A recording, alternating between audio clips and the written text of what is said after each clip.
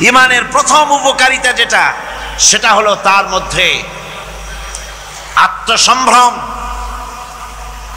শখসিয়ত, personality সৃষ্টি করে দেয়, আত্মমর্যাদার উন্মেষ ঘটিয়ে দেয়।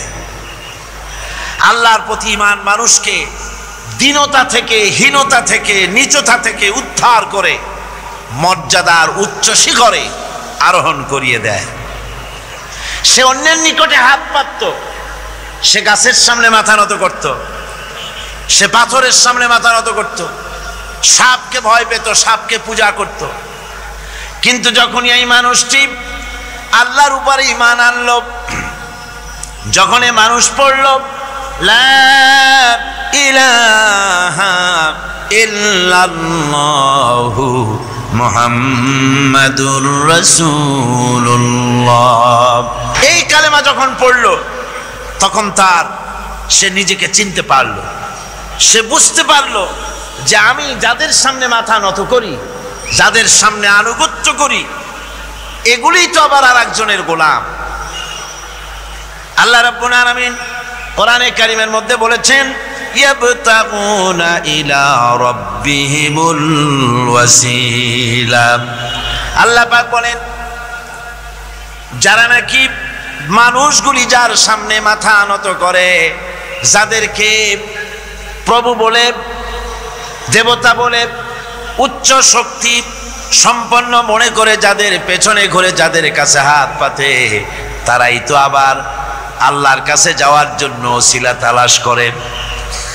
সুতরাং তার ভুল ভেঙে যায়। সে তখন দেখতে পায়, সে তখন বুঝতে পারে যে একজন এমন শক্তি আছে, একমাত্র তার কাছেই মাথা নত করতে হয়, আর কারো কাছে করা যায় না। কোরআনে কারীম বলছে, ইন্নাল্লাযীনা তাদউনা মিন দুনিল্লাহি ইবাদুন আমসালুকুম।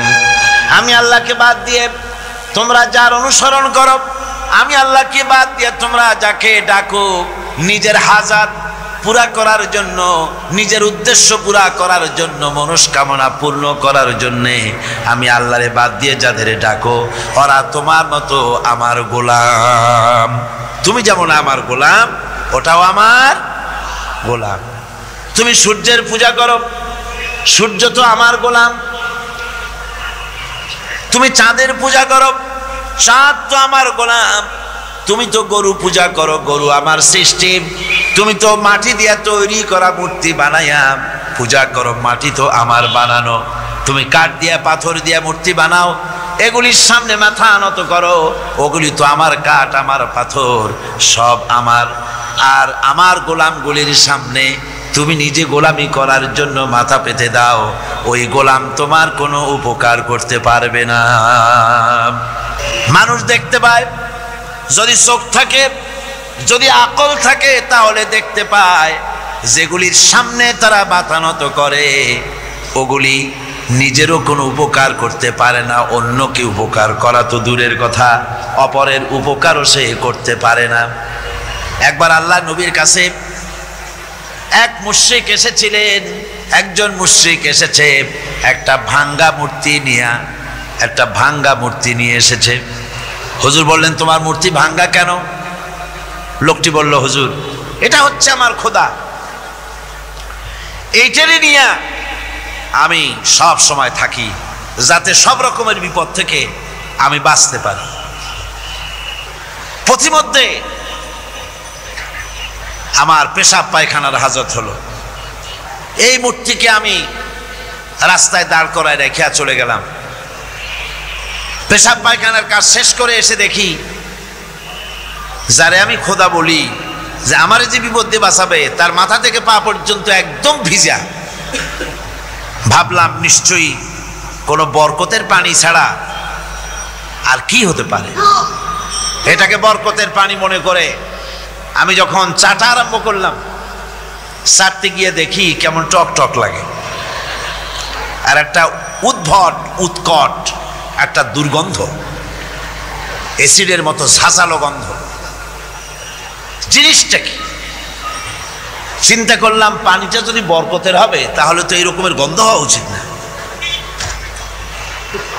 পরে এদিক ওদিক তাকায় দেখি দূরে একটা কুকুর দাঁড়ানো আছে আর তার নিচের থেকে পানি টপকাচ্ছে। তখন বুঝলাম যে এটা কোন বরকতের পানি। কয় হুজুর মেজাজটা খারাপ হয়ে গেল, ঠ্যাংটা ধরে একটা আছাড় মারলাম। কুত্তার পেশাব দিয়া তুই নিজেরে বাঁচাইতে পারিস না, আমারে বাঁচাবি কেমনে? ওর জেহেন খুলে গেছে। হুজুর সাল্লাল্লাহু আলাইহি ওয়াসাল্লাম হেসে দিলেন। হাদিস শরীফে এসেছে এই একদিন হুজুর হেসেছিলেন যখন তার দন্ত মোবারক সব বিকশিত হয়েছিল। হুজুর বলছেন আমার কাছে কেন এসেছো তোমার এই ভাঙ্গা খোদারে নিয়ে? লোকটি বলছে হুজুর আমি বুঝতে পেরেছি, আমি তো ভুলের মধ্যে ডুবেছিলাম, আমি বুঝতে পেরেছি এগুলি তো আসলে কিছুই না, আমি সত্যের সন্ধানে এসেছি, সত্যের আলোকে আমাকে পৌঁছে দেন। নবীজি বললেন পড়ো লা ইলাহা ইল্লাল্লাহু মুহাম্মাদুর রাসূলুল্লাহ। এরা আপনাকে কি সাহায্য করবে? ও তো নিজের সাহায্যই করতে পারে না। কথা ঠিক কিনা? জোরে বলেন পারে? পারে না, নিজেরই নিজে বাঁচাতে পারে না, আপনারে বাঁচাবে কেন? এই জন্য ইমান যখন আনে, ইমানের সবচাইতে বড় উপকারিতা হচ্ছে মানুষকে আত্মমর্যাদা দিয়ে দেয়। তার সম্মান, নিজের সম্মান সে বোঝে, সে বুঝতে পারে যেহেতু ক্ষমতা দুনিয়ায় কারো নাই, ক্ষমতার মূল উৎস আমার আল্লাহ রাব্বুল আলামিন। আল্লাহ পাক বলেছেন আন্নাল কুওয়াতা লিল্লাহি জামিআ, সমস্ত ক্ষমতার উৎসকে। সন্দেহ আছে? আপনারা যেভাবে আল্লাহর নাম জিজ্ঞেস করলে যেভাবে বলেন, তাতে মনে হয় কিসের ফেব্রুয়ারিতে রোজা আসবে, রোজা এখনই শুরু হয়ে গেছে। আল্লাহ পাক হচ্ছেন সমস্ত ক্ষমতার উৎস। এইটা যদি বিশ্বাস করেন তাহলে আপনাকে পরাভূত করতে পারে, পরাজিত করতে পারে এমন ক্ষমতা এই পৃথিবীতে কারো। আল্লাহ রাব্বুল আলামিন বলেছেন ওয়ামা লাকুম মিন দুনিল্লাহি মিন ওয়ালিয়্যিন ওয়ালা নাসীর, তিনি ছাড়া তোমাদের কোনো অভিভাবক নাই, সাহায্যকারীও নাই। মুমিনের ওলি কে? মুমিনের অভিভাবক কে? সাহায্যকারী কে? আল্লাহ পাক। আমার বন্ধুগণ, সুতরাং পার্সোনালিটি তৈরি হবে ইমানের সবচাইতে বড় উপকারিতা। প্রথম উপকারিতা হচ্ছে এই মানুষকে ব্যক্তিত্ব সম্পন্ন করে দেয়, সে কাউকে ভয় করে না, সকলে তারই ভয় পায়। কয় সুবহানাল্লাহ।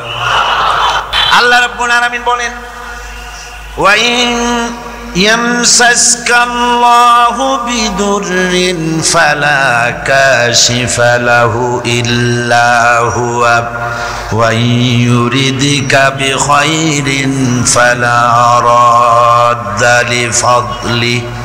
আল্লাহ পাক বলছেন, আল্লাহ রাব্বুল আলামিন তোমাকে যদি কোনো বিপদ দেন, এই বিপদ থেকে তোমাকে কেউ মুক্ত করতে পারবে না, কেউ বাঁচায় দিতে পারবে না। আল্লাহ যদি তোমার জন্য বিপদ রেখে দিয়া থাকেন, এই বিপদ থেকে বাঁচাবার ক্ষমতা কারো নাই। আর আল্লাহ যদি তোমাকে কোনো কল্যাণ দিতে চান, তাহলে সেই কল্যাণ প্রতিহত করতে পারে, সে কল্যাণের পথে বাধা দিতে পারে। আকাশে জমিনে এমন কেউ নাই। সুবহানাল্লাহ পড়ে। কাজে শক্তি তো সবটাই আল্লাহ রাব্বুল আলামিনের, ক্ষমতা সবটা কার? আল্লাহ সুবহানাহু ওয়া তাআলা। কল্যাণও করেন তিনি, আর অকল্যাণ যদি করেন, সে অকল্যাণ থেকে বাঁচবার উপায় নাই। কল্যাণ যদি করতে চান, ঠেকাবারও কারো উপায় নাই। মুমিন ব্যক্তির আত্মমর্যাদা এভাবে বেড়ে যায় ইমানের কারণে। ইমানের কারণে তার আত্মমর্যাদাটা এত বেড়ে যায় যে সে হক কথা বলতে গিয়া রিজেকের চিন্তা করে না, চাকরির চিন্তা করে না। হক কথাটা যদি বলি, আমি সরকারি চাকরি করি, হক কথা বললে পরে চাকরি থাকবে না। ইমামতি করি, হক কথা বললে পরে চাকরি থাকবে না। এই জাতীয় হীনমন্যতা তার মনের ভিতরে জায়গা পাবে না। যেহেতু কোরআন তারে শিখাইছে, কিসের ভয়? রিস্কের চিন্তা করো? রিস্কের চিন্তা করার কোনো দরকার নাই। কোরআন তোমাকে বলে দিয়েছে, ঈমান এনেছো তুমি যার উপরে, ইন্নাল্লাহা হুয়ার রাজ্জাকু যুল কুওয়াতিল মাতিন, নিশ্চিতভাবে আল্লাহই হচ্ছেন মহান রিজেক দাতা। আল্লাহর প্রতি ঈমানটা যখন পোক্ত হবে তখন সে বুঝবে এ চাকরি আমার পায়ের গোলাম, এখানে যদি আমার চাকরি না থাকে অন্য জায়গা থেকে রিস্কের ব্যবস্থা আল্লাহ পাক আমাকে করে দিবেন। এটাই হচ্ছে ঈমান বিল্লাহর প্রথম উপকারিতা। পয়লা নম্বরের উপকারিতা, মানুষকে পার্সোনালিটি সৃষ্টি হয়ে যায়, তার মধ্যে শক্তি আসে, ঈমানি মজবুতি আসে, তার মধ্যে শখসিয়ত আসে, তার মধ্যে ব্যক্তিত্ব আসে, আত্মমর্যাদা আসে, আত্মসম্ভ্রম সৃষ্টি হয়। এটা হলো পয়লা নম্বরের উপকার। ঈমান আনার জন্যে আল্লাহর প্রতি মানুষ ঈমান আনলে পরে 2 নম্বরের যে উপকারটা হয় সেটা হলো মানুষের ভিতর থেকে অহংকার দূর হয়ে যায়। অহংকার থাকে না। যে ব্যক্তি ঈমান বিল্লাহ যার ভিতরে ঢুকে যায়, আল্লাহর ঈমান পরিপূর্ণরূপে এসে যদি যায়, তাহলে তার ভিতরে অহংকার থাকে না। কেন থাকে না? অহংকার থাকে না এই জন্য, যেহেতু মোমেন ব্যক্তি জানে আল্লাহ রাব্বুল আলামিন জানে, আল্লাহ রাব্বুল আলামিনের সামনে বান্দা জানে, কথা বুঝতে পারে, কোরআন পড়ে জানে যে আমি আল্লাহর সামনে সম্পূর্ণ অসহায়। কিন্তু ঈমান বিল্লাহ যখন আসি তখন সে বুঝতে পারে আমার শক্তি কোনো শক্তি নয়, ওয়া হুয়াল কাহিরু ফাওকা ইবাদি।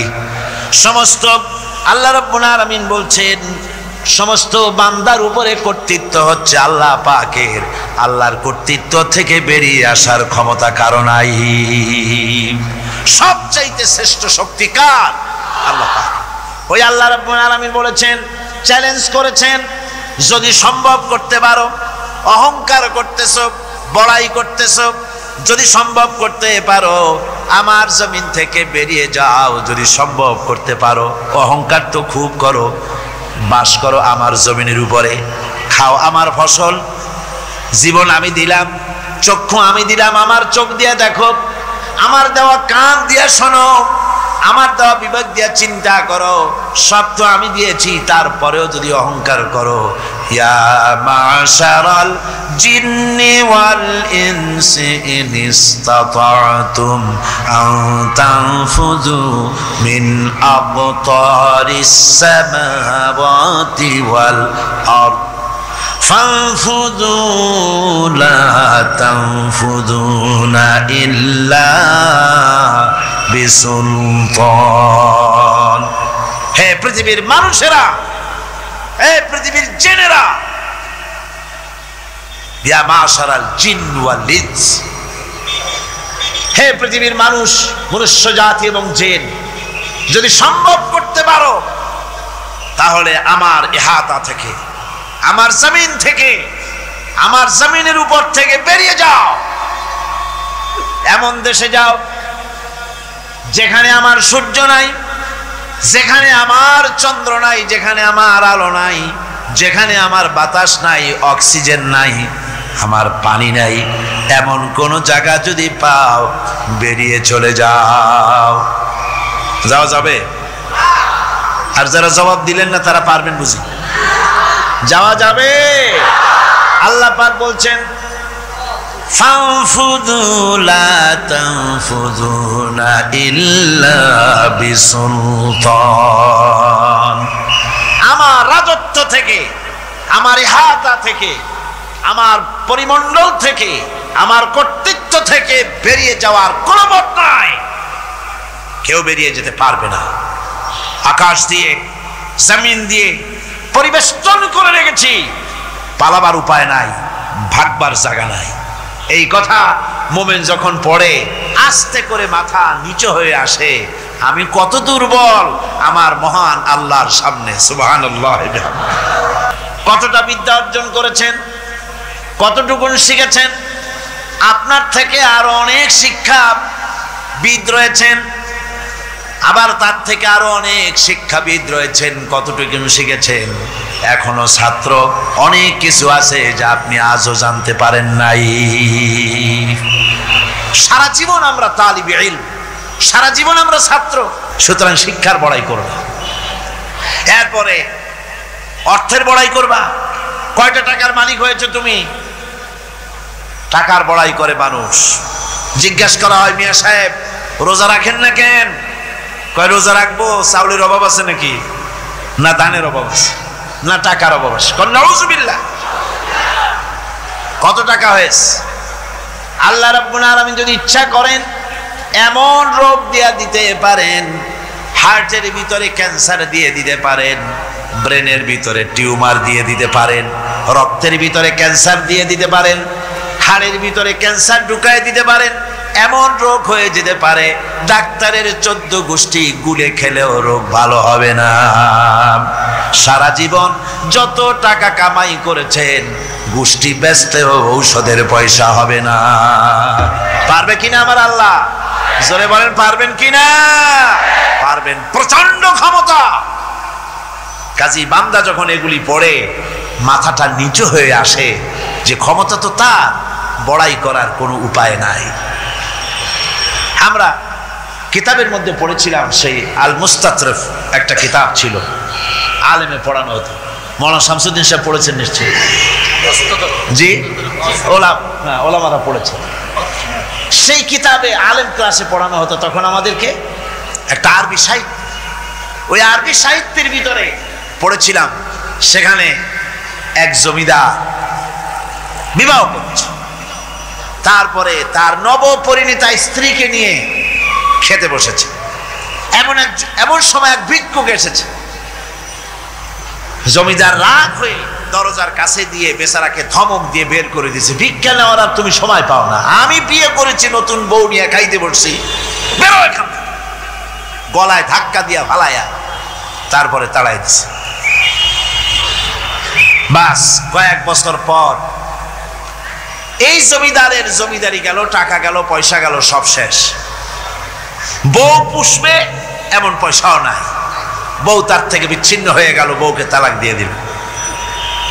দীর্ঘদিন পর এই স্ত্রী বিবাহের একটা প্রস্তাব এলো আর এক জমিদারের সাথে, আর এক এলাকার নতুন এক জমিদার হয়েছে, তার সঙ্গে বিবাহের প্রস্তাব এলো। এরপরে সেই বিয়ে হয়ে যাওয়ার পর নতুন জমিদারের সাথে এই স্ত্রী বসে খানা খেতে বসেছে প্রথম দিন। এমন সময় দরজার কাছে এক ভিখারি এসে হাজির। নতুন জমিদার বলছে, বউ আমরা তো খেতে পারবো, আমাদের খাবারের প্লেটটা আজকে প্রথম তোমাকে নিয়ে খেতে বসেছি, এই খাবারের প্লেটটা ধরেই তুমি ভিখারিকে দিয়ে আসো। বউ খাবারের প্লেটটা ভিখারির হাতে দিতে গিয়ে সেন্সলেস হয়ে পড়ে গিয়েছে, বেহুশ হয়ে পড়ে গিয়েছে। নতুন জমিদার অনেকক্ষণ অপেক্ষা করলো, বউ ফেরে না কেন, যায় দেখে বেহুশ, মুসাফির সেখানে দাঁড়ানো। কিছুক্ষণ পর বউয়ের হুশ হলো, জিজ্ঞেস করলো, হয়েছে কি, তুমি এরকম পড়ে গেল কেন এই মুসাফিরকে দেখে? বউ বলতেছে, আল্লাহর কসম, তুমি যখন আমাকে প্লেট ভরা খাবার দিয়ে পাঠাই দিলা ভিক্ষুককে দেওয়ার জন্যে, যারে ভিক্ষা দিতে গেলাম, আল্লাহর কসম করে বলি এ হচ্ছে আমার সেই প্রথম স্বামী। এবার ওই জমিদার বলতেছে, তুমি যেমন কসম করে বলতেছো এই হলো তোমার প্রথম স্বামী, আমিও আমার আল্লাহর নামে কসম করে বলি আমিও সেই ভিখারি যেদিন তোমরা খেতে বসেছিলে আর আমি ভিক্ষা নিতে গিয়েছিলাম, আমাকে দরজা থেকে তাড়ায় দিয়েছিলে। সুতরাং বড়াই করো না অর্থের, টাকার বড়াই করো না, অহংকার করো না। স্বাস্থ্যের বড়াই করো না, স্বাস্থ্য ভালো, অহংকার করো না।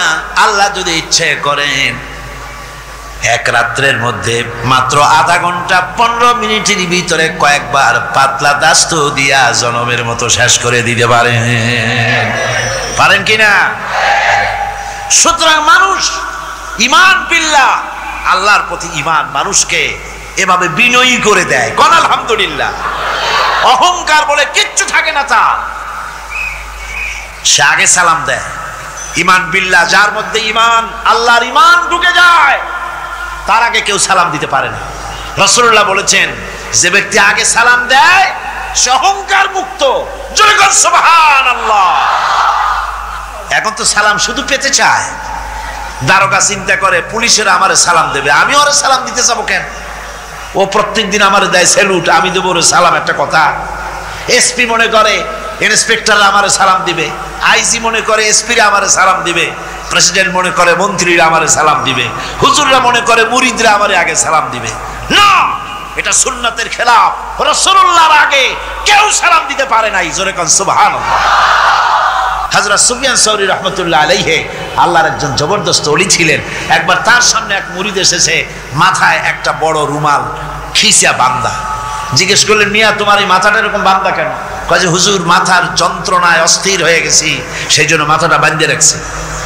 এরকম ব্যথা কয়দিন হয়েছে? কয় যে না, সবসময় হয় না, বছরে 2-1 হইলেও পারে, না হইলেও পারে। বলে বছরে 2-1 মাথা ব্যথা হয়, সেই ব্যথাটা দড়ি দিয়া বান্ধা মানুষকে দেখাইলা যে আমার ব্যথা হয়েছে, অসুবিধাটা দেখালে, আর যতদিন ভালো ছিলে ওইটার প্রমাণ স্বরূপ মাথায় কি বান্ধা মানুষকে দেখাইছো। সুতরাং শুকরিয়া আদায় করো সব সময়। আলহামদুলিল্লাহ আলা কুল্লি হাল, সব অবস্থায় আমি ভালো আছি, আমার থেকে আরো অনেক খারাপ আছে। সুতরাং সালামের প্রচলন তারাই করে বেশি যারা বিনয়ী হয়, অহংকার যাদের মধ্যে জায়গা পায় না। অহংকার পাবে কি করে? বান্দা কোরআন থেকে জেনেছে, ওয়াল্লাহুল গানিয়্যু ওয়া আনতুমুল ফুকারা। আল্লাহ রাব্বুল আলামিন বলেন, তোমরা হলে সবাই ফকির, তোমরা হলে সব মুকাবিক্কি, আর একমাত্র আল্লাহ রাব্বুল আলামিন বেনিয়াজ। আল্লাহই শুধু বেনিয়াজ, আর সব কি মুকাবিক্কি কার কাছে? আল্লাহর কাছে। এই জন্য বিনয়ী হতে হবে। যে জমিনটা বাস করি, জমিনটা কার? চিল্লায় কোন কার? লিল্লাহি মা ফিস সামাওয়াতি ওয়া মা ফিল আরদ। আকাশ ও তার, জমিনও। এই কথা যদি জানা থাকে, বিশ্বাস থাকে, তাহলে সেই ব্যক্তি অহংকার করতে পারে না, সে বিনয়ী হয়। ইমান বিল্লাহ তাকে বিনয়ী বানায় দেয়। আর বিনয়ী মানুষ, নিরহংকার মানুষই আল্লাহর কাছে বেশি পছন্দ। আল্লাহ শিখাই দিচ্ছেন, ওয়ামা বিকুম বিনি'মাতিন ফামিনাল্লাহ। যত নেয়ামত তোমরা পেয়েছো সব আল্লাহ রাব্বুল আলামিন দিয়েছেন। জোরে বলেন সুবহানাল্লাহ। দাতাকে ভুলে যেও না, আল্লাহর কাছে বিনয়ী হও। সমস্ত নেয়ামত একমাত্র তিনিই দিয়েছেন। ঈমান বিল্লাহর দ্বারা মানুষের এই গুণ সৃষ্টি হয়, এই উপকার হয় মানুষের, যে সে বিনয়ী হয়ে যায়। আল্লাহ পাক কোরআনে কারীমের মধ্যে আরো বলেন, ওয়ালা তামশি ফিল আরদি মারহান ইন্নাকা লান তাখরিকাল আরদা ওয়ালান তাবলুগাল জিবালা তুলা। ওয়ালা তামশি ফিল আরদি মারহান, আমার এই জমিনের উপরে অহংকার করে হেঁটো না। আল্লাহ পাক নিষেধ করেছেন, জমিনের উপরে অহংকার করে হেঁটো না। এই জমিনের উপরে অহংকার করে হাঁটতে গিয়া তুমি পদাঘাত করে আমার জমিনটারে ফাটাই দিতে পারবা না। আবার অহংকার করে লাভ দিয়া আমার পাহাড়টার উচ্চতাও ছাড়াই যেতে পারবে না। যখন তুমি পাহাড়ের উচ্চতা ছাড়াতে পারবে না, যখন জমিনটারে লাথি মেরে ফাটাই দিতে পারবে না, তখন আবার অহংকারটা কিসের? কিসের অহংকার? নিজের দিকে তাকাও, তোমারে আমি বানাইছি কি দিয়া? তোমার পেটের মধ্যে কি? তোমার শরীরের মধ্যে কি? মলমূত্র দিয়ে পেটটা ভরা, আর দুনিয়ায় এসেছো এক ফোঁটা নাপাক পানি দিয়ে। যে নাপাক পানি ফোঁটা শরীর থেকে বেরিয়ে গেলে পরে গোসল ওয়াজিব হয়ে যায়, ফরজ হয়ে যায়। এমন একটা নাপাক পানি, যার জন্মের উৎস, তার তো অহংকার করা শোভা পায় না। অহংকার করবেন কেবলমাত্র কে? চিল্লায় বলেন কে? হাদিসে কুদসির ভিতরে এসেছে, আল্লাহ পাক বলেছেন, অহংকার হচ্ছে আমার ইজার, অহংকার হচ্ছে আমার চাদর। যে ব্যক্তি অহংকার করে সেজন্য আমি আল্লাহর চাদর নিয়ে টানাটানি করে, জোরে কর নাউজুবিল্লাহ, চিল্লায় কর নাউজুবিল্লাহ। মানুষের ভিতরে যখন ঈমান বিল্লাহ এসে যায়, আল্লাহর প্রতি যখন সে পরিপূর্ণরূপে ঈমান যখন আনে, তখন তার ভিতরে এই চিন্তা আসে, মৃত্যু তো আমার হবে, মৃত্যু থেকে পালাবার উপায় নাই। পালাবার উপায় যদি থাকতো তাহলে না হয় অবশ্যই ভয় পেতাম না, কিন্তু মৃত্যু থেকে তো পালাতে পারবো না, তখন কাপুরুষ হবো কেন? তখন তো বীর পুরুষের মতো জীবন দিতে হবে। কিসের মতো দিতে হবে জীবন? আল্লাহ রাব্বুল আলামিন কোরআনে কারীমের মধ্যে বলে রেখেছেন, ঈমানদার লোক আল্লাহরে যে বিশ্বাস করে তার বড় উপকার হলো মওতকে পরোয়া করে না। মওতকে পরোয়া করে না বলে তার পক্ষে সমস্ত কাজ সহজ হয়ে যায়। কোরআন বলতেছে, কুল ইন্নাল মাউতাল্লাযী তাফিরুনা মিনহু ফাইন্নাহু মুলাকীকুম। মরণ তোমার, মরণ থেকে পালাও তুমি, মরণ তোমায় লইবে ঘিরি। মরণ থেকে পালাও তুমি, মরণ তোমায় লইবে ঘিরি। যদিও সুদূর আকাশ পানে লুকাও সেথায় লাগিয়ে সিঁড়ি। হে মহারোগের চিকিৎসক নাই, নাই সে ঔষধ জগতে। খুঁজিয়া কাতর হইলে কি হবে, পারিবে না তারে ফিরাতে। হে মৃত্যু আসবেই, মৃত্যুর হাত থেকে বাঁচবার কোন উপায় যখন নাই, তখন সেই মওত কাপুরুষের মওত কেন হবে? ঈমান এই উপকার করে মানুষকে, বুকটারে বড় বানায় দেয়। মানুষ শুকনা হতে পারে কিন্তু কলিজাটা বিরাট হয়, তার কলিজাটা বড় হয়ে যায়, আল্লাহর ভয় তার মধ্যে আসে। যেহেতু সে জানেন, কোরআনে কারীমের মধ্যে আল্লাহ পাক বলেছেন, আইনামা তাকুনু ইউদরিকুমুল মাউতু ওয়ালাউ কুনতুম ফি বুরুজিম মুশাইয়াদা। আল্লাহ পাক বলেন, দুর্ভেদ্য দুর্গের ভিতরে যদি তুমি পালায় থাকো, মৃত্যু সেখানে গিয়া তোমারে খুঁজে বের করবে, এড়াতে পারবে না। আমার বন্ধুগণ, মৃত্যু থেকে বাঁচবার কোনো উপায় নাই। এজন্যে এই ক্ষণস্থায়ী জীবনে সুখময়, অনন্তকাল সুখময় জীবনকে মানুষেরা, ঈমানদার লোকেরা জলাঞ্জলি দিয়ে চির সুখময় আল্লাহর জান্নাতে যাওয়ার জন্য জীবন দিতে মোটেও তাদের বাধে না।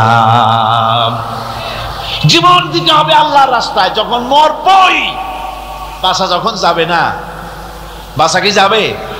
চিল্লা এখন যাবে? রাসূলুল্লাহ যখন বাঁচেন নাই, কত বড় কথা! আল্লাহ রাসূলই যখন বাঁচেন নাই, তো পৃথিবীতে কে বাঁচবে? রাসূলের যখন ইন্তেকাল হয়েছে, সবাইকে মরতে হবে, কোনো সন্দেহ নাই। সন্দেহ আছে? মরা লাগবে।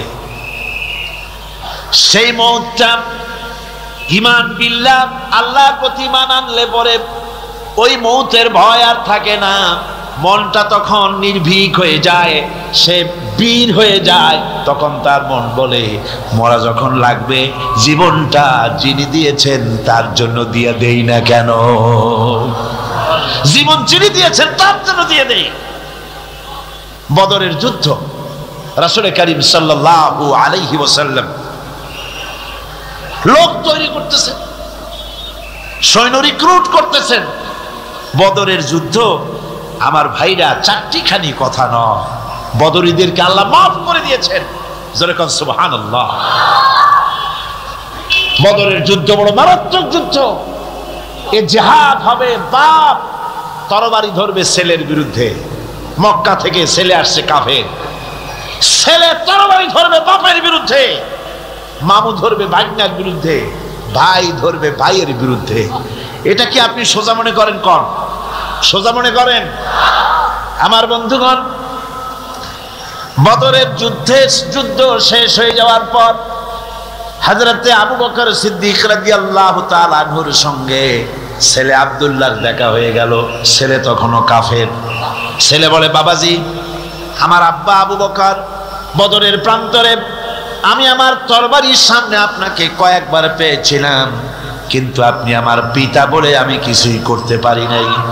হযরত আবু বকর বলেন, আব্দুল্লাহ রে শোনো, আল্লাহর কসম করে বলি, তুমি তো আমারে তরবারির সামনে পেয়ে ছেড়ে দিয়েছো, কিন্তু আমি আমার বাবুদের কসম করে বলি, বদরের মাঠে একটি বারও যদি আবু বকরের চোখের সামনে তুমি পড়ে যেতে, আল্লাহর কসম আমার তরবারি তোমারে মাফ করে দিত না। তুমি কাফের, আমি মুসলমান। তোমার সাথে আমার সম্পর্ক পিতা পুত্রের স্নেহের সম্পর্ক হতে পারে তখন যখন আদর্শের প্রশ্নে মিল হবে, নইলে তুমি কাফের, আমি মুমিন। পিতা হিসাবে স্নেহ তোমার যেটা পাওয়া দরকার আমার কাছে, সেই স্নেহ থেকে তুমি বঞ্চিত থাকবে। এই যুদ্ধে সৈন্যদেরকে রিক্রুট করা সোজা ব্যাপার ছিল না। হুজুর সাল্লাল্লাহু আলাইহি ওয়াসাল্লাম সাহাবীদেরকে তৈরি করতেছেন জিহাদের জন্য। কিভাবে কথাটা পারবেন, হুজুর কথা গোছায় বলতেছেন। হযরত বর্ষিয়ান সাহাবী হযরত মিকদাদ রাদিয়াল্লাহু তাআলা আনহু হুজুরের অবস্থা বুঝতে পারতেছেন। হযরত মিকদাদ দাঁড়িয়ে গেলেন হুজুরকে সাহস দেওয়ার জন্য। হযরত মিকদাদ দাঁড়িয়ে গিয়ে বলছেন, ইমদি বিনা ইয়া রাসূলুল্লাহ হাইসুমা তাশা, আয় হাইসুমা আমারাকাল্লাহ। হে রাসূল, আপনি আমাদের নিয়ে চলুন যেদিকে আপনার খুশি, অর্থাৎ আল্লাহ আপনাকে আমাদেরকে নিয়ে যেদিকে যেতে বলেন সেদিকে নিয়ে যান। ইন্না লা নাকুলু লাকা কামা ক্বালা বনি ইসরাঈল লিমূসা আলাইহিস সালাম, ইযহাব আনতা ওয়া রাব্বুকা ফাকাতিলা ইন্না হাহুনা কাঈদুন। আমরা মুসা আলাইহিস সালামের উম্মত না। সুবহানাল্লাহ। হুজুর কি খুশি হচ্ছেন এই বক্তৃতা শুনিয়া, মিকদাদের বক্তৃতা শুনে হুজুর কি খুশি হচ্ছেন। হযরত মিকদাদ বলছেন, হুজুর আমরা মুসা আলাইহিস সালামের উম্মত না। মুসা আলাইহিস সালামের উম্মতেরা বলেছিলেন, হে মুসা, তুমি আর আল্লাহ আর জিবরাইল এই তিনজনই গিয়ে ফেরাউনের মোকাবেলা করো, আমরা পারবো না।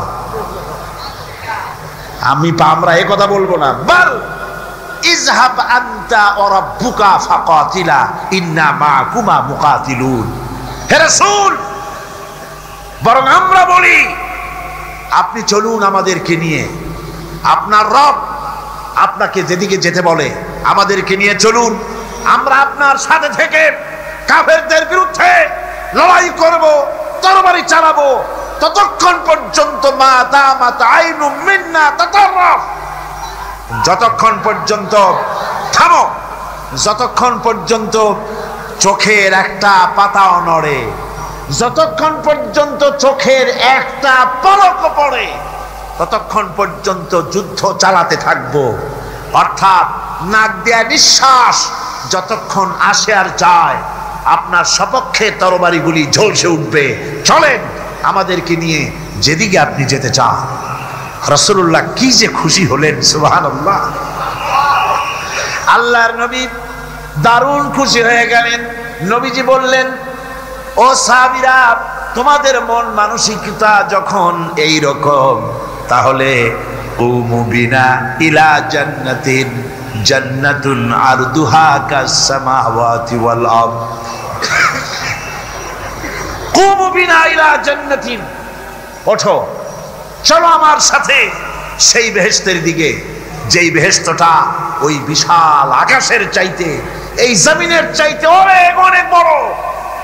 সেই বেহেশতে যাওয়ার জন্য চলো আমার সাথে, ওঠো, দাঁড়াও। ফাকামা উমাইর বিন হামাম ওয়া কানা ইয়াকুলু তামার। হযরত ওমর ছিলেন এক যুবক। দেখেন না, এই যে যুবকরা দাঁড়ায় আছে অনেক, এইরকম একজন যুবক দাঁড়িয়ে খোরমা খাচ্ছিলেন। যুবকরা যেমন দাঁড়ায় দাঁড়ায় বাদাম খায়, ছোলা ফালায় দেয়, ওই রকম দাঁড়িয়ে দাঁড়িয়ে তিনি খোরমা চাবাচ্ছিলেন আর খোরমার বিচিগুলি ফালায় দিচ্ছিলেন। তিনি বললেন, অকালা বাখ বাখ, উমায়ের বলছেন, বাকবাক হলো আঞ্চলিক শব্দ, এর অর্থ হচ্ছে আয়ে মা আযমাহু ওয়া মা আহসানাহু। হে রাসূল, কি সুন্দর কথা আপনি বললেন, কি বড় কথা আপনি বললেন। আপনার সঙ্গে জিহাদে গেলে, শহীদ হলে এমন জান্নাত পাবো যে জান্নাতটা হবে ওই আকাশের চাইতে অনেক বড়। ওয়াল্লাহি, আল্লাহর কসম, হাত্তা আকুলাহুন্না ইন্নাহা লাহায়াতান তাবিলা। আমি যদি এই সমস্ত খোরমাগুলি খেতে যাই, তাহলে আমার হাতে যতগুলি খোরমা আছে এই সবগুলি খোরমা যদি খেতে যাই তাহলে তো বেহেশতে যেতে দেরি হয়ে যাবে। না, হাতের সবগুলি খোরমা নিক্ষেপ করে ফেলে দিয়ে জিহাদের ময়দানে ঝাঁপায় পড়বে। আমার বন্ধুগণ, জিহাদের ময়দানে ঝাঁপায় পড়ে হযরত ওমর লড়তে লড়তে নিজে ওমর হযরত ওমরের শাহাদাত বরণ করলেন, তিনি শহীদ হয়ে গেলেন। জিহাদের শেষে যখন শুহাদায়ে বদর যখন জানাজা হবে, একজন সাহাবী দেখিয়ে দিলেন, হুজুর, এই হলো সেই ওমর যিনি জান্নাতের খোঁজ খবর শুনে হাতের খোরমাগুলি খাওয়ার সময় পায় নাই। খোরমাগুলি সব খাইতে গেলে জান্নাতে যেতে দেরি হয়ে যাবে, এই জন্য খোরমা ফেলে দিয়ে জিহাদে অংশগ্রহণ করেছিল। এই হলো সেই ওমরের লাশ। আল্লাহর নবী হযরত ওমরের দিকে আঙ্গুল দিয়া বললেন, ওমর, যেই জান্নাতের জন্য খোরমা খাওয়ার তর তোমার সয় নাই, তাড়াতাড়ি করে এসে শহীদ হয়েছ, আমি নবী সাক্ষী দিচ্ছি, ইন্নাকা মিন আহলিহা, আমি সাক্ষ্য দিচ্ছি অবশ্যই তুমি আল্লাহর জান্নাতি, অবশ্যই তুমি বেহেশতে যাবে। সুবহানাল্লাহ, তুমি বেহেশতের অধিবাসী। সুতরাং আল্লাহর রাস্তায় যারা জীবন দেয় ঈমান বিল্লাহর কারণে, তার ভিতরে ঈমান মজবুত হয়ে যায়, মৃত্যুকে পরোয়া করে না। মৃত্যু হয় তার পায়ের বৃত্ত, মৃত্যু আমার গোলাম, মরা আমার লাগবেই। জীবনটা যিনি দিয়েছিলেন, জীবনটা তাকে দিতে, তার রাস্তায় দিতে আপত্তি আছে? চিল্লায় কোন আপত্তি আছে? আমার বন্ধুগণ, আল্লাহর রাস্তায় যারা এভাবে জীবন দেয়, ওদের সম্পর্কে রব্বুল আলামিন বলেন, ওয়ালা তাহসাবান্নাল্লাযীনা কুতিলু ফি সাবিলিল্লাহি আমওয়াতান বাল আহইয়াউন ইনদা রাব্বিহিম ইউরযাকুন। যারা নাকি আমার রাস্তায় জীবন দিল, আমার রাস্তায় যারা জীবন দিয়েছে, নিহত হয়েছে, তাদেরকে তারা মৃত্যু হয় নাই, বরং তারা জীবন লাভ করেছে। এই মরণের বিনিময় আর এক জীবন তারা লাভ করেছে, যেই জীবনে তারা আল্লাহর কাছে চলে গেছে এবং রব্বুল আলামিনের কাছ থেকে তারা রিজেক প্রাপ্ত হয়, আল্লাহর কাছে তারা রিজেক পায়। আমার বন্ধুগণ, জীবনের পরোয়া মুমিনের সবচাইতে বড় উপকার আল্লাহর পর ঈমান আনার। জীবনের পরোয়া সে করে না, কারণ রাসূলুল্লাহ বলেছেন, শাহাদাতের মওতের যন্ত্রণা, শরীরে যদি কেউ চিমটি কাটে, খামসি কাটে, একটা চিমটি দিলে যতটুকু ব্যথা লাগে, মৃত্যুর শাহাদাতের মৃত্যুর যন্ত্রণা এর থেকে বেশি কিছু না।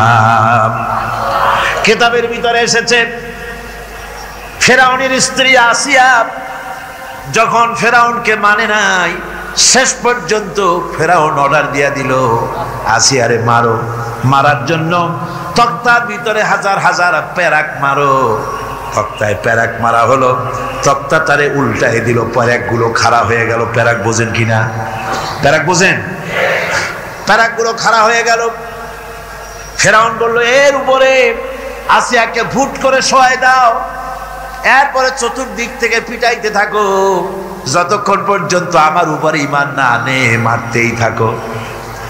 প্যারাকের উপরে নারী দেহ আসিয়াকে শোয়াই দেওয়া হলো, আর চতুর্দিক দিয়ে আঘাত করা হচ্ছে। লোহাগুলি শরীরের ভিতরে ঢুকে যাচ্ছে, শত শত লোহা শরীরের ভিতরে ঢুকে যাচ্ছে। এমত অবস্থায় আল্লাহ রাব্বুল আলামিন ডেকে বলেন, ফেরেশতারে, আমার ফেরেশতারা, আমার আসমানের সব দরজাগুলি খুলে দাও, আমার আসিয়া মৃত্যুর আগে, প্রাণ বেরিয়ে যাওয়ার আগে আমার জান্নাতটা দেখে যেন প্রাণটা বেরিয়ে যায়। আল্লাহর এই রাস্তায় মানুষ জীবন দিতে কুণ্ঠাবোধ করে না যদি ঈমান বিল্লাহ, আল্লাহর প্রতি ঈমান মজবুত হয়ে যায়। তার জীবনের মোটেও পরোয়া হয় না। জীবন দিয়েছেন আল্লাহ, এই জীবন দিব, কাকে ফিরায় দেব? আল্লাহ। এই জন্য আল্লাহ পাক বলেছেন, ইন্নাল্লাহা আশতারা মিনাল মুমিনিনা আনফুসাহুম ওয়া আমওয়ালাহুম বিআন্না লাহুমুল জান্নাহ। আমি আমার মুমিনের জান এবং মাল সবটা খরিদ করে নিয়েছি, বিনিময়ে মুমিনকে আমার বেহেশত দিয়ে দিয়েছি। তোমার জানটাও আমার মালটাও আল্লাহ। সুতরাং জান মাল তো আমার রাস্তায় জান দাও, মাল দাও। মুমিনের এই শক্তি বাড়ে, মুমিনের ভিতরে এই ঈমান সৃষ্টি হয় আল্লাহর প্রতি ঈমানের কারণে। নির্ভীক সে বীর হয়ে যায়। তার ধারণা এটা হয়, ঈমানের ব্যাপারে মজবুত হয় যে পৃথিবীর সমস্ত শক্তি একত্রিত হয়ে যদি আমাকে চেষ্টা করে, আমার এক গাছা পশম বাঁকা করতে পারবে না যদি না আল্লাহর হুকুম না থাকে। সুবহানাল্লাহ। কোরআনে কারিমে রব্বুল আলামিন বলেন, ওয়া মা হুম বিদারিনা বিহি মিন আহাদিন ইল্লা বিইজনিল্লাহ। আল্লাহ রব্বুল আলামিনের সুস্পষ্ট কথা হলো এই যে আল্লাহর বিনা অনুমতিতে কেউ তোমার কোনো ক্ষতি করতে পারবে না। জোরে কোন সুবহানাল্লাহ। কেউ ক্ষতি করতে পারবে না। আবার নির্ধারিত সময় আসার আগে মৃত্যু তোমার হবে না। মৃত্যুর যখন নির্ধারিত সময় হবে তখনই মৌত হবে, এর আগে হবে না। আল্লাহ পাক বলেছেন, ওয়া মা কানা লিনাফসিন আন তামুতা ইল্লা বিইযনিল্লাহি কিতাবাম মুআজ্জালা। আল্লাহ পাক বলেন, আমার নির্ধারিত সময় আসার আগে, এক সেকেন্ড আগে মরবে না, এক সেকেন্ড পরেও মরবে না। অনেকে বলে অমুকের অকাল মৃত্যু হয়েছে, বলে না? বলে কি না? অকাল মৃত্যু হয়েছে। এটা বাজে কথা। কিসের অকাল মৃত্যু? কালেই মরছে, হায়াত ওখানেই শেষ। হায়াত থাকতে এক সেকেন্ড আগে, এক সেকেন্ড পরে মৃত্যু হবে না। যখন নির্ধারিত সময় আসবে সেই সময় মরবে, এর আগে বা পরে মৃত্যু হবে না। মৃত্যু নির্ধারিত সময়ের আগে মরবে না মানুষ। বাহানায় হোক, ওসিলায় হোক, মরণ যেখানে আছে সেখানে যাওয়াই লাগবে। আল্লাহ পাক বলেন, হে নবী তুমি বলে দাও, তুমি শোনায় দাও, যাদের ভাগ্যে নিহত হওয়া আছে তারা যদি তাদের বিছানায় শুয়েও থাকে, প্রকোষ্ঠের ভিতরে থাকে, মৃত্যু সেখানে গিয়ে হাজির হবে, ওখানেই মৃত্যু হয়ে যাবে। মৃত্যুর সময় আসলে পরে মানুষকে মোটেই সময় দেওয়া হবে না। সময় যখন আসবে সময় মতো তাকে বিদায় নিতে হবে। সুতরাং ঈমান, আল্লাহর প্রতি ঈমান আনলে পরে মানুষের ভিতরে নির্ভীকতার সৃষ্টি হয়। সে কাউকে পরোয়া করে না আল্লাহ ছাড়া। চিল্লায় কোন সুবহানাল্লাহ। আরো জোরে বলেন সুবহানাল্লাহ। সাহস, বুক ভরা সাহস তার মধ্যে আসবে। এরপরে আল্লাহর প্রতি ঈমান আনার জন্য, ঈমান আনলে পরে আরেকটি উপকার মানুষের হয়, এটা হলো 4 নম্বর উপকার। এটা কয় নম্বর? 4 নম্বরের উপকার হলো আল্লাহর প্রতি মানসিক প্রশান্তি আসে। সেই মানসিক প্রশান্তিটা হলো ইমানদার কখনো হতাশ হয় না। ইমানদার কখনো হতাশায় ভোগে না, নিরাশায় ভোগে না। যেহেতু কোরআন শরীফের ভিতরে আল্লাহ পাক বলেছেন, আল্লাহর রহমত থেকে কেবল কাফেররা ছাড়া আর কেউ নিরাশ হয় না। আল্লাহর রহমত থেকে নিরাশ হয় কারা? জোরে কোন, কারা নিরাশ হয়? আর কেউ আল্লাহর রহমত থেকে নিরাশ হয় না। সুতরাং আল্লাহর প্রতি এই আশা, ভরসা, আল্লাহর প্রতি এ ধরনের একটি প্রশান্তি মনের মধ্যে থাকে, সে হতাশ হয় না। কারণ আল্লাহর প্রতি ঈমান আশায় তার বুক বেঁধে দেয়। আল্লাহ পাক কোরআনে কারীমের মধ্যে বলেছেন, আল্লাযী খালাকানি ফাহুয়া ইয়াহদিন। আল্লাহ ইব্রাহিম আলাইহিস সালামের মুখ দিয়ে কথা বলাছেন। আল্লাহ হচ্ছেন তিনি যিনি আমাকে সৃষ্টি করেছেন আর আমার হেদায়েতের রাস্তাও তিনি দেখিয়ে দিয়েছেন। ওয়াল্লাযী হুয়া ইউতঈমুনি ওয়া ইয়াসকিন। আর আমি যখন ক্ষুধার্ত হই তিনি আমারে খাওয়ান, আর আমি যখন তৃষ্ণার্ত হই তিনি আমারে পান করান। কে খাওয়ান? কে খাওয়ান আর পান করান কে? আল্লাহ পাক বলেন ওয়াইদা মারিতু ফাহুয়া ইয়াশফিন। ইব্রাহিম আলাইহিস সালামকে দিয়ে আল্লাহ এই কথাও বলালেন, আমি যখন অসুস্থ হই আমারে রোগ মুক্ত কে করে দেয়? বলেন না কে করে দেয়? আল্লাহ রাব্বুল আলামিন রোগ মুক্ত করে দেন।